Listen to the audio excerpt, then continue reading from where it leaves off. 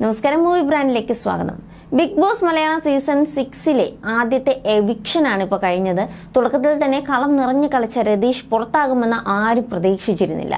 അതെ, big boss season 6 ആദ്യ ആഴ്ച പിന്നിടുമ്പോൾ ഒട്ടും പ്രതീക്ഷിക്കാത്ത കാര്യങ്ങൾ തന്നെയാണ് സംഭവിച്ചിരിക്കുന്നത്. എന്തായാലും ഇതിനോടകം തന്നെ ബിഗ് ബോസ് വീട് നന്നായി ഉണർന്നിട്ടുണ്ട് എന്ന് പറയാം. താരങ്ങൾ തമ്മിലുള്ള അടിയും വഴക്കും എല്ലാം പോയ വാരം ബിഗ് ബോസ് വീട് സാക്ഷ്യം വഹിച്ചു. ആദ്യത്തെ എവിക്ഷനും ബിഗ് ബോസ് വീട്ടിൽ അരങ്ങേറി. എന്തായാലും തീർത്തും അപ്രതീക്ഷിതമായിരുന്നു രതീഷിന്റെ പുറത്താക്കൽ. ആദ്യ എവിക്ഷന് ശേഷമുള്ള ഇന്നത്തെ ദിവസം തീപ്പൊരി പ്രകടനങ്ങളുമായാണ് ആരംഭിച്ചിരിക്കുന്നത്.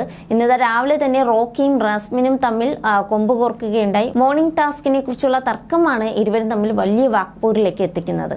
ഒടുവിൽ ഇരുവരെയും മറ്റുള്ളവർക്ക് പിടിച്ചു മാറ്റേണ്ടി വരികയായിരുന്നു. ഇപ്പോഴത്തെ റാസ്മിനുമായുള്ള റോക്കിയുടെ വഴക്കിനെ കുറിച്ചും റോക്കിയുടെ പ്രകടനത്തെക്കുറിച്ചുമുള്ള ഒരു കുറിപ്പാണ് ശ്രദ്ധ നേടുന്നത്. ബിഗ് ബോസ് ആരാധകരുടെ ഫേസ്ബുക്ക് ഗ്രൂപ്പിൽ ജോൺ ബ്രിട്ടോ എന്ന അക്കൗണ്ടിൽ നിന്ന് പങ്കുവച്ച ഒരു കുറിപ്പാണ് വൈറലായി മാറുന്നത്. കൂട്ടുകാരെ, ഈ റോക്കി എന്ന് പറയുന്നവൻ എല്ലാവരെയും കയറി എടി പൊടി എന്നൊക്കെ വിളിക്കുന്നത് എന്തിനാണ്? റോക്കി അവിടെയുള്ള സ്ത്രീകളെ എടി പൊടി എന്ന് വിളിക്കുന്നതിനോട് യോജിക്കുന്നവരുണ്ടോ എന്നാണ് കുറിപ്പിൽ ചോദിക്കുന്നത്. റോക്കിക്ക് മാന്യമായി ആരോടും സംസാരിക്കാൻ അറിയില്ല. അവൻ പറയുന്നത് തന്നെയാണ് ശരി എന്ന് എല്ലാവരും സമ്മതിച്ചു കൊടുക്കണം എന്നുള്ള ഒരു നിലപാടാണെന്നും കുറിപ്പിൽ പറയുന്നു. Physical education teacher dress code ഉപയോഗിച്ച് ബിഗ് ബോസ് ഹൗസിനുള്ളിലെ മോർണിംഗ് ആക്ടിവിറ്റീസ് ചെയ്യണം എന്നാണ് ഇവൻ പറയുന്നത്.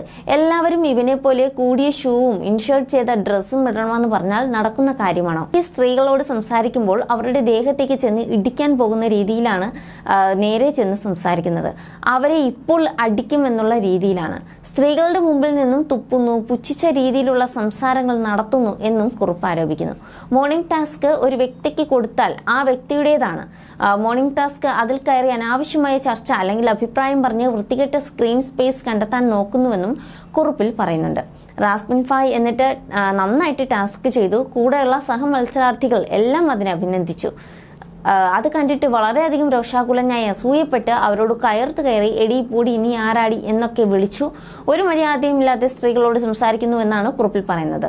പുറത്തുള്ള ബിഗ് ബോസ് കാണുന്ന സ്ത്രീകളടക്കം റോക്കിയുടെ ഈ പ്രവൃത്തി ഒരിക്കലും അംഗീകരിക്കില്ല എന്നാണ് കുറിപ്പ് എഴുതിയാൽ അഭിപ്രായപ്പെടുന്നത്.